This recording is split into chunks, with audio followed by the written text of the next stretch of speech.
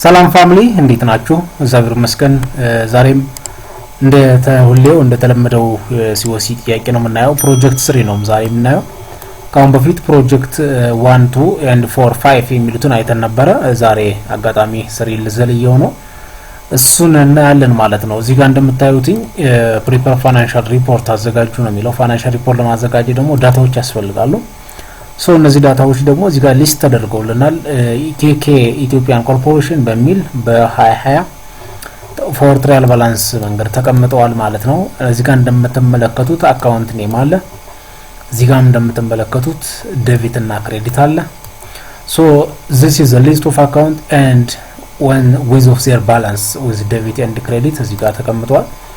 አርጎ እዚህ ጋር ላይ ፋይናል ባላንሳቸው with equal መጥቷል ማለት ነው።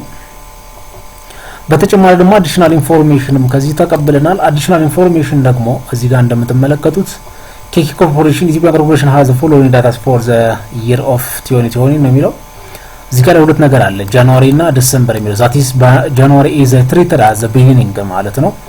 so December is the treated as ending የሚለውን ኢንዲኬት ያደርጋል ማለት ነው። ስለዚህ እዚህ ጋር እንደምትመለከቱት አካውንት ሪሲቬብል ወደ 430 ሺህ የሚያክላል፣ ማርቻንዳይዝ ኢንቨንተሪ በተመሳሳይ 160 ሺህ ያክላል። ሶ አካውንት ፓይብል 238 ሺህ የሚሉ አሉ። ሶ ኤንዲንግ ብቻ ነው ቢኮዝ ቢጊኒንግ ከዚህ ከላይ ስለተቀመጠ ማለት ነው። እዚህ ጋር አካውንት ሪሲቬብል ኢንቨንተሪ እና አካውንት ፓይብል እዚህ ላይ ስላሉ ማለት ነው።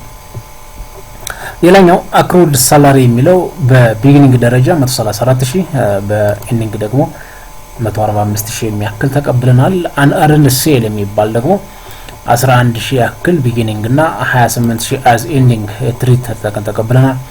ሶ ፕሪፓይድ ኤክስፔንስ ወይ ቅድሚያ ክፍያ በ11 ሺህ ቢጊኒንግ እና 16 ሺህ ኤንዲንግ በሚል የተቀበልናቸው ጊቭኖች አሉ። ሶ ሌላ ጊቭን ደግሞ እዚህ ጋር አለ ወይ ደግሞ is related to cash ጋር የሚገናኙ ከጥሬ ገንዘብ ጋር የሚገናኙ ሶስት ነገሮች ተቀብለናል። የመጀመሪያው cash collected from customer during the period was 130 ሺህ ነው የሚለው።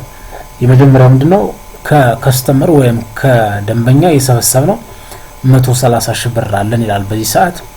ሌላኛው cash paid for the supply of during the period was 44 ሺህ የሚላል። እዚህ ደግሞ for the supply purpose ወደ 44 ሺህ የሚያክል ገንዘብ የከፈልንበት መንገድ እንዳለ ያሳያል። ሌላኛው cash paid for the operating expense during the period was 34 ሺህ የሚያክል አለ። ይሄ ደግሞ ለኦፕሬቲንግ ኤክስፔንስ ብቻ የተከፈለ ወደ 34 ሺህ ያክል አለ ማለት ነው። ሶ እነዚህን ኤግዛምፕሎች ካገኘንና ከያዝን በኋላ ወደሚቀጥለው በመሄድ መስራት የምንችላቸው ነው የምንፈልጋቸው ነገሮች እንሰራለን ማለት ነው። ጥያቄያችን ነው እስኪ የመጀመሪያው ጥያቄ ወይም ታስክ 1 ካልኩሌት ቶታል ኢንካም ነው ወይ ደግሞ ሴል ኢንካም ነው የሚጠይቀን። ቶታል ሴል ኢንካም that is in accrual base እና cash base of accounting ነው። base of accounting የሚባሉ አክሩዋል እና ካሽ ቤዝ ኦፍ አካውንት የሚባሉ አሉ። ሶ በእነሱ በሁለቱ መንገድ ቶታል ሴል ኢንካም ፈልጉ ይላል። ሁለተኛ ቶታል ፐርቼዝ ፈልጉ ይላል በሁለቱ። ሶስተኛም ቶታል ኮስት ኦፍ ጉድስ ሶልድ ፈልጉ ይላል በሁለቱ። እንዲሁም አራተኛ ቶታል ኦፕሬቲንግ ኤክስፔንስ ፈልጉ ይላል በሁለቱ ማለት አክሩዋል እና ካሽ ቤዝ ኦፍ ማለት ነው። አምስተኛ ፕሪፔር ፋይናንሻል ስቴትመንት አዘጋጁ ይላል። that means ኢንካም ስቴትመንት እና አርኒንግ አዘጋጁ ነው የሚለው ማለት ነው። ስለዚህ ከላይ በተቀመጡትና በተቀበልነው መረጃ መሰረት ሆነን ወይም ዲፔንድ ሆነን እነዚህን አምስት ጥያቄዎች በትክክል እንድንሰራ እንችላለን ወይ ደግሞ መስራት እንችላለን ማለት ነው። ስለዚህ የመጀመሪያውን ጥያቄ ስንሰራ የመጀመሪያው ቶታል ሴል ኢንካም ነው የምንፈልገው። ያ ማለት ግን አክሩዋል እና ካሽ ቤዝ ኦፍ አካውንቲንግ ግን ያካተተ ማለት ነው። በሁለቱ መንገድ የምንሰራበት አግባብ እንዳለ። ስለዚህ ይሄን ለመስራት የራሱን የቻለ ፎርም አለ። that is cash collection plus account receivable ending ማነው ያ ቢጊኒንግ ማይነስ አካውንት ሪሲቬብል ሶሪ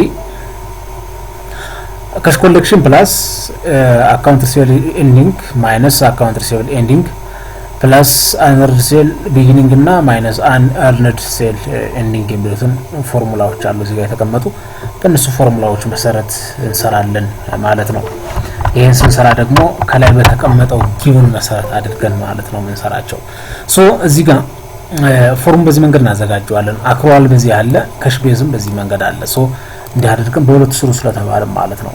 ካሽ ኮሌክሽን 130 ሺህ አክሩዋል ተቀብለናል። ካሽን በተመሳሳይ ዊዝ ሪሌትድ ካሽ ነው የሚለው። ኤንድ ፕላስ ኤንዲንግ አካውንት ሪሲቨብል ዱሪንግ ዘ ፔሪድ ነው ብለው በሰዓቱ ወይም በጊዜው ደግሞ ተሰብሳቢ የነበረ ዛት ኢዝ ኤንዲንግ ነው። ኤንዲንጉ 430 ሺህ ብር አለ ይላል። ይሄ እዚህ ጋር ተቀምጧል። 430 ሺህ ብሩ እንደምትመለከቱት ይሄው እዚህ ጋር ላይ ኤንዲንግ ስለሆነ ማለት ነው። ይሄ እንደምራለን። ሶ ሲቀነስ ደግሞ አካውንት ሪሲቨብል ቢጊኒንጉ ደግሞ ይቀነሳል ነው። ቢጊኒንጉ የት ነው የምናመጣው? እዚህ ጋር ላይ ይሄው አካውንት ሪሲቨብል ቢጊኒንግ እዚህ ጋር ተቀምጣለች። እሷን 300 ሺህ ወስደን እዚህ ጋር እንቀንሳለን ማለት ነው። ያው በዚህ መንገድ እንቀንሳለን። ሶ ይሄን ከቀነስን በኋላ ፕላስ አን እርንድ ሴል አለ። ቢጊኒንጉን እንደምራለን፣ ሲቀነስ ኤንዲንጉን አድርገን በዚህ መንገድ እያንዳንዱን እንሰራለን። ሶ አን እርንድ ሴል ቢጊኒንጉ እና ኤንዲንጉ 11 እና 28 ሺህ እዚህ ጋር ተቀምጦላቸዋል። ይሄው አን እርንድ ሴል ቢጊኒንጉ 11 ሺህ ኤንዲንጉ 28 ሺህ። ስለዚህ ይሄን ሁሉ እንደምራለን። ዛት 130 ሺህ ሲደመር 430 ሺህ ሲቀነስ 300 ሺህ ሲደመር 11 ሺህ እና ሲቀነስ 28 ሺህ ስታረጉት 243 ሺህ የሚያክል ቶታል ሴል እናገኛለን ማለት ነው። ቶታል ሴል እናገኛለን ማለት ነው። ሌላኛው ካሽ ቤዝ ኦፍ አካውንቲንግ የሚባለው ደግሞ ዩዘር ሪሌትድ ቱ ካሽ የሚገናኘው እዚህ ጋር ያለችው 130 ሺህ ብር አለች። ስለዚህ 130 ሺህ ብር በካሽ ቦታ ወይም ስትሬት እናስቀምጣለን ማለት ነው። ሁለተኛው ጥያቄ ካልኩሌት ቶታል ፐርቼዝ ነው የሚጠይቀን። ቶታል ፐርቼዝ ለመስራት ደግሞ ያሉትን ሀሳቦች መሰረት አድርገን እንሰራለን። ፐርቼዝ ለመስራት እዚህ ጋር ተቀምጧል። ካሽ ፓይድ ፎር ዘ ሳፕላይ የሚላል ቅድም ያየነው እዚህ ጋር ላይ ሶስተኛው ዋና ሁለተኛው እዚህ ጋር ላይ ይሄው ስንት አለ? 44000 ብር አለ ሲደመር 44000 የቱ ጋር ነው? ይሄው እዚህ ጋር ማለት ነው። ይሄው 44000 ሲደመር አካውንት ፓይብል ኤንዲንግ ዱሪንግ ዘ ፔሪድ የሚላል አካውንት ፓይብል ኤንዲንግ ዛትስ ይሄ የሚከፈለው ሊያቢሊቲ ወይ የሚለውን የመጨረሻው ማለት ነው። እሱ ይደመራል። በተጨማሪ ሲቀን ማን ነው ያ ሲቀነስ አካውንት ፓይብል ቢጊኒንግ ነው የመጀመሪያው ደግሞ የአካውንት ፓይብል ወይ ሚዳው ደግሞ ይጨመራል። ሶስት አረጉትኝ እያንዳንዱን ማጽራት ይችላል። እዚህ 44000 ሲደመር 238000 የሚለው እዚህ ጋር ተቀምጦላችኋል። ይሄው እዚህ ጋር ላይ 238000 የሚል ይሄው እዚህ ጋር ተቀምጦላችኋል። ይሄን ትደምራላችሁ። ሁለተኛው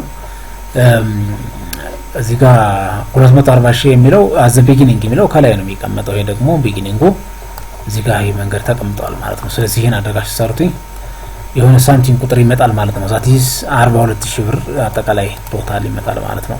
በት ይሄ አክሩዋል ቤዝ ኦፍ አካውንቲንግ ነው። ካሽ ቤዝ ኦፍ አካውንት ከሆነ ደግሞ ወደ 44000 ያክል ይመጣል። ይሄ የመጀመሪያውን ይሄን ቁጥር ውስጥ እናስቀምጣለን ማለት ነው። ሶስተኛው ካልኩሌት ቶታል ኮስት ኦፍ ጉድስ ሶልድ ነው።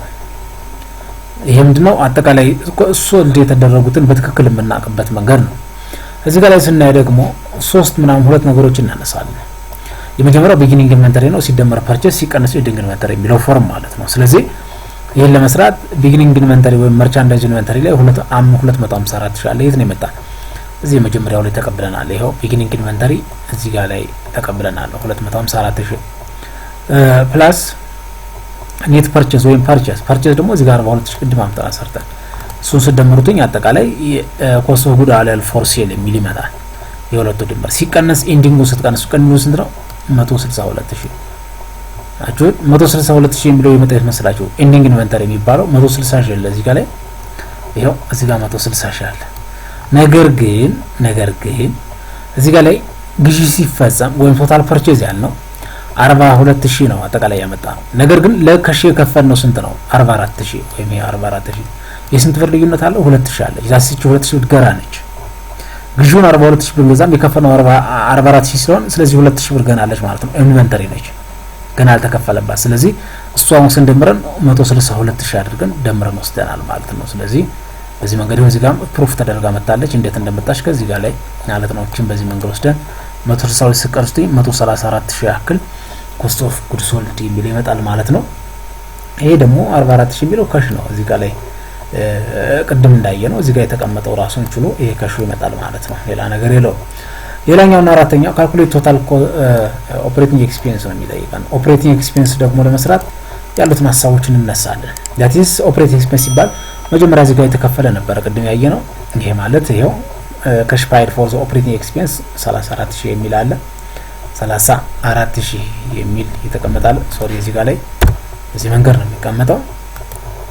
ስለዚህ ይሄ 34000 ሲደመር አክሩድ ሳላሪ ኤንዲንግ አለ ዛትስ 145000 የቱ ጋር ያገኘ ነው? እዚህ ጋር ላይ ይሄው አክሩድ ሳላሪ ይሄው እዚህ ጋር ላይ የመጀመሪያው 134000 ነው፣ ሁለተኛው 145000 ነው ማለት ነው ኤንዲንጉ ማለት ነው። ይሄው ማይነስ አክሩድ ሳላሪ ቢጊኒንግ 134000 የሚል አለ። ይሄን በትክክል በዝገን እንሰራለን ማለት ሲደመር አሁንም ፕሪፓይድ ኤክስፔንስ ወደ 11000 አለ ማይነስ ፕሪፓይድ ኤክስፔንስ ኤንዲንግ እና ቢጊኒንግ ብለን ይሄን እንወስዳለን ማለት ይሄ በዚህ ጋር ተቀብለናል። ይሄው እዚህ ጋር ላይ ይሄው ፕሪፓይድ 11000 ቢጊኒንግ እና 16000 ኤንዲንግ ብለን ይሄው አጠቃላይ ሲደምሩትኝ ወደ 40000 ያክል ቶታል ኦፕሬቲንግ ኤክስፔንስ ታገኛላችሁ ማለት ነው። ወጪ ለዚህ ከሾ እዚህ ጋር ስንት ነው ፓይድ ያረን የከፈልነው 30000 ስለሚል እዚህ ጋር ላይ 34000 የምትል ትመጣለች ማለት ነው በዚህ መንገድ ወሰን እንሰራለን ማለት ነው።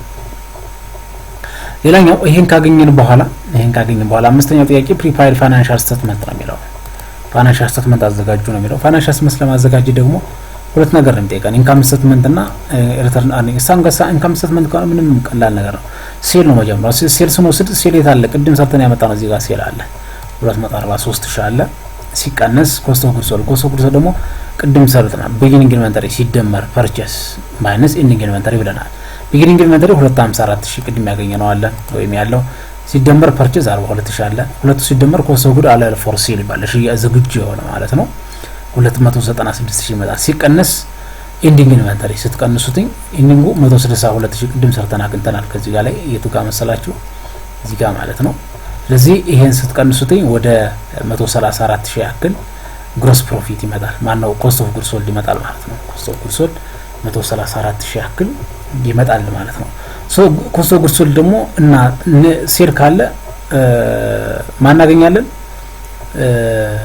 ግሮስ ፕሮፊት እናገኛለን።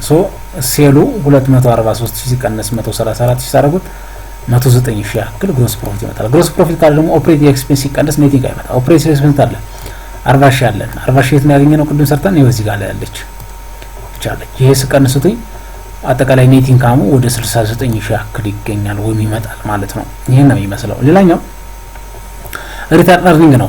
ሪተርን አርኒንግ ማለት እዚህ ጋር እንደምትመለከቱት ሪተርን አርኒንግ አዝ ቢጊኒንግ 440,000 የሚል አለ። ይሄ ደግሞ እዚህ ጋር ተቀምጧል። ይሄ ማለት ይሄው እዚህ ጋር ሪተርን አርኒንግ እዚህ ጋር ተቀምጦላችኋል። ይሄ ማለት ነው። ይሄንን ወስደን እንደምራለን።